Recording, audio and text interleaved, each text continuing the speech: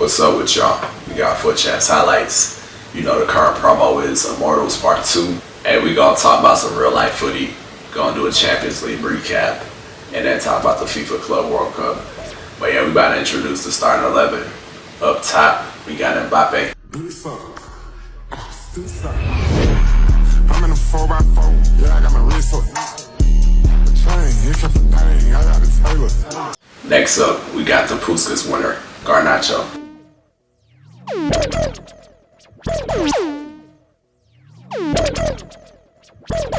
On the right flank, we got the Wonder Kid, Wanyeri.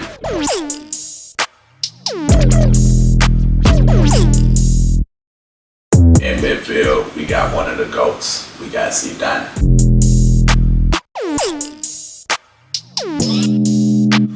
Alright, this is our starting 11. Let's get to the games. Get set, go. Hey, so this is the first person we played against. Hey, so like we were saying before, the current promo right now is the Immortals. Hey, so here go the main cards right here. We got Pele, we got Eusebio. Hey, so the highest rated cards we already know gonna be nice. But I feel like the two most meta cards is gonna be Jarzinho and Rooney. Hey, especially that Rooney card, bro. If you remember from like the past FIFAs and shit, he was on like 10 covers. And usually, bro, like the cover stars, they got their own like signature animation. So I know from like outside the box and shit, that shit finna hit.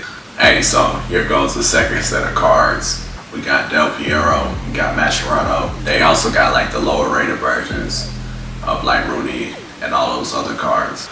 But yeah, bro, overall, it's been a pretty good promo. You know, in both parts of the promo, there's like some cards that everybody can put in their starting 11.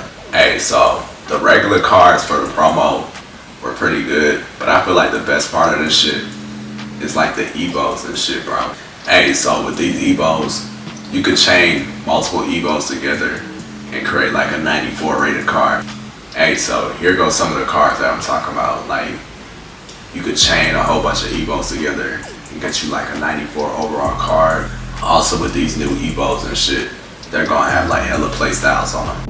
Alright, so we about to talk about some real life footy. So yeah, bro, in our last vid, you know, in our foot draft, we was covering the Champions League. We did Arsenal and Real Madrid. Y'all should go check that out.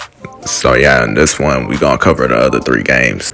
Alright, so we about to start off with Barca and Dortmund. Hey, so with this game, it was pretty much all Barca, bro. So for that first goal, Kubarce put that shit on frame, and then, you know, Rafinha tapped it in. So yeah, for the rest of the game, they pretty much controlled that shit. So with this Barca, they still got their little traditional elements and shit where, you know, they pass around and shit like that.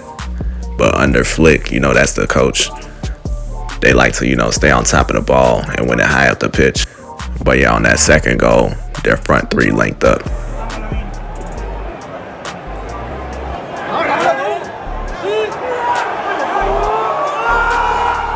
Bro, they damn near have the same amount of goals as MSN. Hey, the season's not over yet. But that one season when Barca won like the Champions League and shit, MSN had like 183 goal contributions.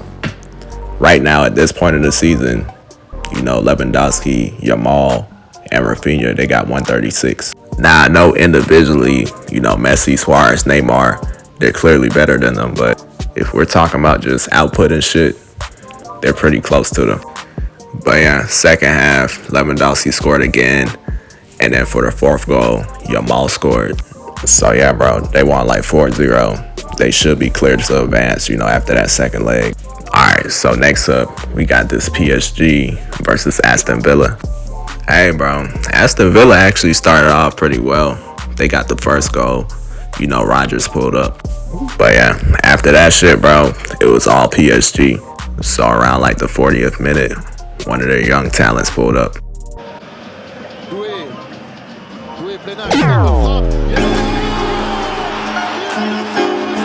So yeah, bro, that was their 19-year-old Doué. This like their rising star right now, bro. He already got like an international cap for like France and shit, so bruh's been getting progressively better over the season. You know, the players that he watched growing up is Neymar and shit, so You know, he got some flair to his game. You know, the generation before them, you know, the Mbappes and them type of players, they like Messi and CR7. But this next gen after them, bro, they watch a lot of Neymar and them type of players. So we gonna see a lot more talents that like, you know, dribbling and creating and shit like that. Yamal too, you know, that's one of his favorite players, Neymar.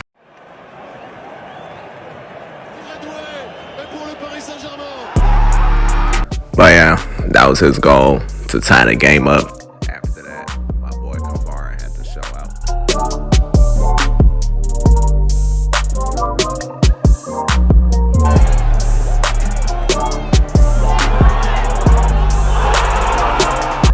I told y'all, bro, that dude different. If you've been watching for like the past 2 seasons, you've been peeping like the type of goals he been scoring, bro. And if you play FIFA, bro, PSG play like they playing pro clubs or some shit. It's like a whole bunch of street ballers on like one side. Hey, their midfield nice too, bro. They got Neves, they got Batinha, and they got Ruiz.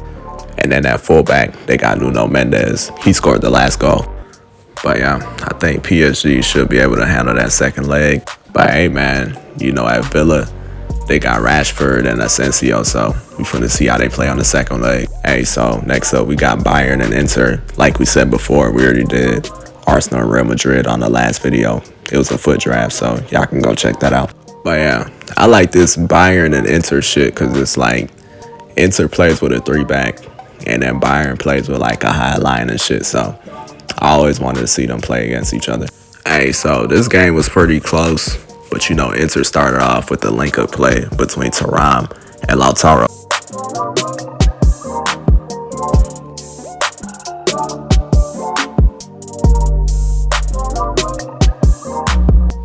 Nah, yo, that Trivela finish was cold as hell. So yeah, Bayern scored 1 goal, and then Inter scored again. So yeah, out of the 4 games, this one's gonna be the closest one for the second leg. I think Bayern, you know, might show out. But yeah, we got the second leg next week. So yeah, we gonna talk about that as well. But next up, man, we got a new tournament coming this summer. It's the FIFA Club World Cup. So yeah, it's a new tournament that the FIFA president created. It's gonna have like 63 matches. And then, you know, there's some of the clubs that's gonna be in the tournament. It's not all of them. You know, they got Real Madrid and other clubs like that. But yeah, you know, for the next 2 summers, there's gonna be the FIFA Club World Cup and then the actual World Cup. So yeah, it's gonna be hosted in North America. This FIFA Club World Cup is just gonna be in the US, but the actual World Cup is gonna be between, you know, the US, Canada, and Mexico. That's the 3 hosts. I feel like, you know, globally this is the biggest sport.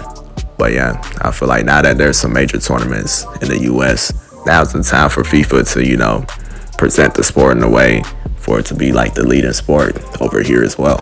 I definitely feel like there's a market for it. You know, a lot of people watch ball, but yeah, you know, this is a different audience and they like things commercialized. So you just gotta find a way to present it to this new audience for them to, you know, be able to stick with the sport. You know, one complaint they have with like all the other major sports in like the US is, you know, the timeouts and the breaks and stuff. But like with footy, it's like 45 minutes straight. You feel me? But yeah, people over here, they actually watch ball. It's just we watch like the other leagues. So I feel like the main focus is for them to fix like the MLS, and also they gotta fix the youth system. You see in like the top 5 leagues, we went from like Messi and CR7. Now we're going into like Mbappe's prime, and then after that we got Yamal, we got Jude. Like just based off of that, I already got like topics that I can talk about 10 years from now. But yeah, FIFA gotta be able to replicate the same thing over here. Like for the MLS, they should have like a second division, just like how all the top 5 leagues have a second division in Europe. And then they gotta be able to convert more people to play ball, because we definitely got the athletes over here too. But yeah, we gonna talk more about the FIFA World Cup when it approaches. But hey, one proposal I think, you know, the FIFA president should do is, since they're having a halftime show, they should have Drake perform it, because, you know, he's already one of the ambassadors and Canada is, you know, one of the hosts for the tournament. You know, the last World Cup had about like 1.5 billion viewers. I feel like we had even more than that. But with like Drake as like the host for like the halftime show, probably could do like 2.5 just off the headlines alone. And then, you know, globally, he's pretty much like the biggest artist in the world. And it's a World Cup, so it just matches. But yeah, we finna see how these tournaments go. But hey man, y'all make sure to subscribe. We got custom tactics for all the formations. We also got Fut Champs awards. We're gonna do more Fut Champs highlights. So we'll be talking about all types of topics just like we did on here as well, like music, basketball, and everything else. I'm gonna catch